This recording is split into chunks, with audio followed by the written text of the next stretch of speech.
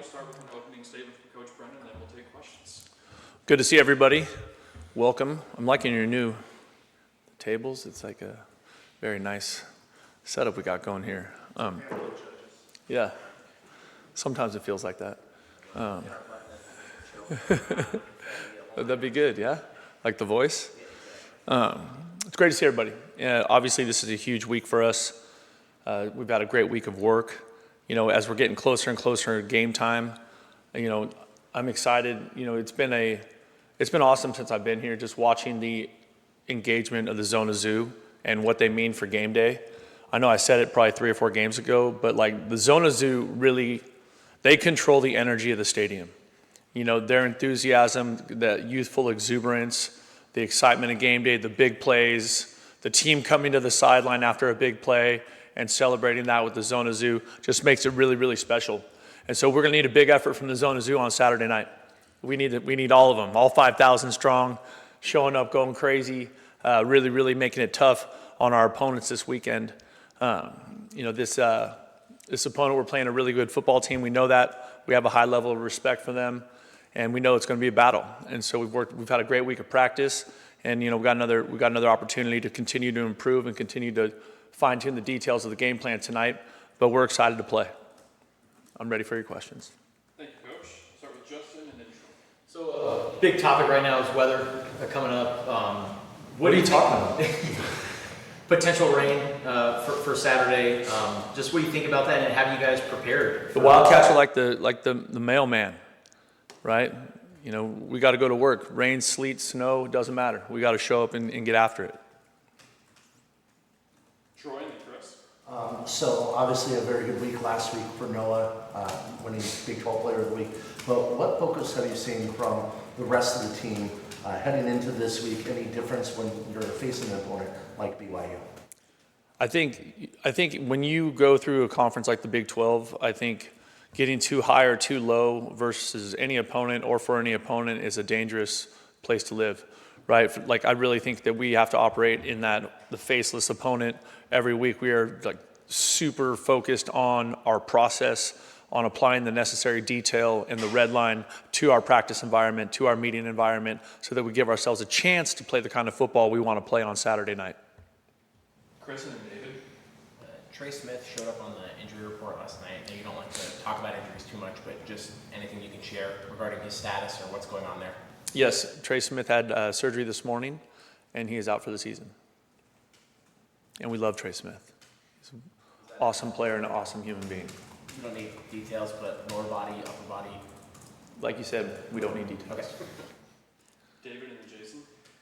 Brent, obviously you've spent a lot of years in Oregon where it does rain quite a bit. What have you learned about preparing a team, though, for the environment they might face? I think the biggest thing about playing in weather is not let weather be a factor. To me, it's about a mentality. It's about your process. It's about how you go into the game thinking about it. And so, you know, spending 6 years at Oregon State, you know, practicing in the rain all the time, all that stuff, you know, it really didn't change the way we played. We still threw the ball, you know, we threw it all over the yard. We still made catches. We still made tackles. We still had ball security. So I think we still covered people. So football is football. And that's the beautiful thing about football. Like I mentioned earlier, the mailman, my mailman reference, but like that's the beautiful thing about football is, you know, nothing stops football. Nothing stops game day except for lightning. You know what I mean? And right now it doesn't look like lightning is in the forecast. You never know. It's an exciting time in Tucson, but you know, so we're, like I said at the beginning, we're excited to play. Jason and Justin. When you look at BYU ways to win this football game, what has been your emphasis points this week? Would you like me to give them the game plan on the air? No. Or when you look at BYU in terms of their strengths, like. Oh yeah, okay. We're playing, you know, the 18th ranked team in the country. They're the number 8 defense in the nation. Offensively, they're incredibly efficient with a young quarterback when they combine big play receivers, right, and really effective run game and a lot of +1 run game with the quarterback. So I would say, you know, you combine great defense with fantastic running back, run game, offensive line play. So this is a great challenge for our team, and we know that. Justin and Troy. what do you think about just the culture that they've had over the last decade under Kalani's talking? I think it's awesome. And I think you guys, we talked about this the other day. The consistency of leadership matters.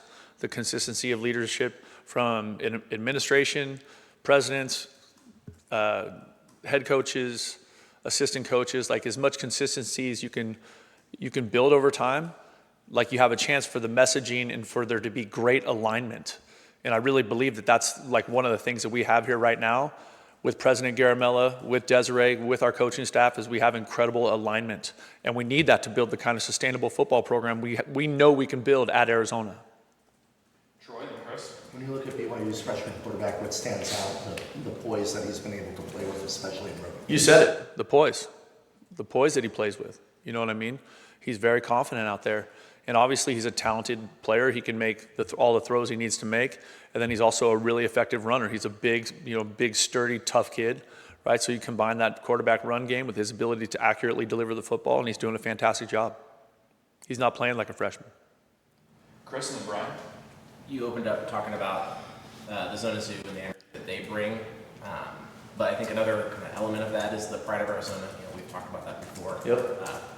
The Southern Trophy is getting inducted into the Hall of Champions tonight. Can you just talk a little bit about kind of what they bring to game day and kind of the energy and how they drive Arizona Stadium?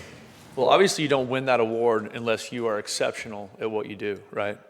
And, that thing is really cool, just getting to know everybody in that group, during training camp. I think it was training camp. We brought them, they've been on the field for like 12 hours, and we brought them popsicles at the end of the day, me and a bunch of the players, and we had a great time just shaking hands and high-fiving, members of the band. But we just have so much respect for them. I think that's one of those groups that continues to represent the University of Arizona on an incredibly high level in everything that they do.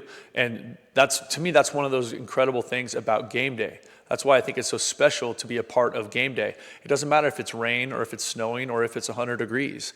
Like there is something really special about being there with your friends, being there with your family, watching the game on the field, experiencing the band, the cheerleaders, the Zona Zoo, the crowd. Like that is really, really a special thing.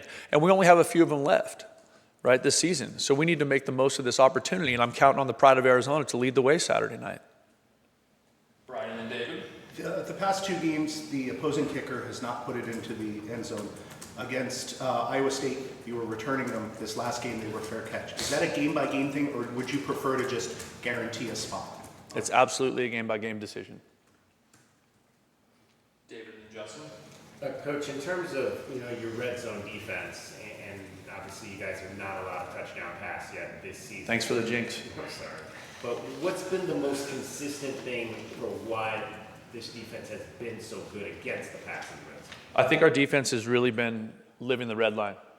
And I know you hear me talk about that a lot, and you're probably tired of it, but I'm going to keep talking about it because that's what it is. It's effort, it's execution, and it's accountability. And that's what those kids on defense have been doing all season, right? Playing with really, really high-level effort and high-level execution in that part of the field leads to good results. And so I think that's one of those things that, I really believe in Coach G. I think he's done a great job. The defensive staff has done a great job. I think the team as a whole really has a clear understanding of what red line is, what it looks like, how it should look.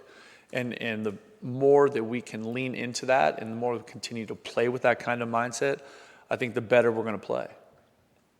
Justin and then Jason. So looking at just the last few weeks, what impresses you about how Noah has just gone about just the day-to-day process and just improving? Well, I think that's the beautiful thing about Noah is that there's such a high level of consistency with his approach to being a good player. Like it doesn't change. It doesn't change because he had a good game. It doesn't change because he's had a bad, because he didn't play as well as he wants to. You know what I mean? Or he had a bad day. Like he is consistently really, really intentional about his process, how he gets ready for games. He sits in the coach's practice film review with all of us in there, the quarterbacks do. And they just kind of hang out and watch, because he wants to hear everything that's being talked about and everything that's being discussed. He's really just a special guy. Jason and then Troy. So Danny talks about it all the time. We talked about it. Luke talked about it the other day. With the accountability, is that something that you have to preach to the players, hold each other accountable? Is it something that someone has stepped up in that role in terms of leadership, or how did that whole process kind of come about where these guys are holding each other accountable more? I think that's the hardest thing for this generation of young people to do, is to hold each other accountable. Like the peer-to-peer accountability is the biggest challenge for the young men that we're coaching right now. And I think that's one of those things that as we've gotten here and we've built more trust, we've spent more time together, we have been through more fights together, that our level of trust with each other and our understanding of how important it is to hold each other accountable has elevated because of those.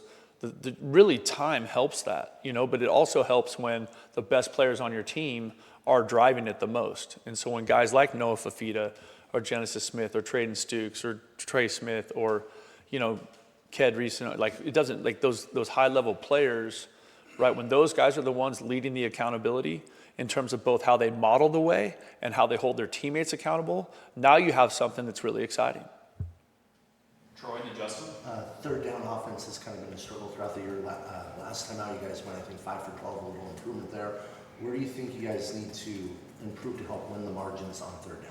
Yeah, it's in the margins, because it's been right around that, 40, 50%, right? So last week was 50, the week before was, right below 40. So you're talking about 1 or 2 third downs that we got to improve on, and that's where the detail comes in.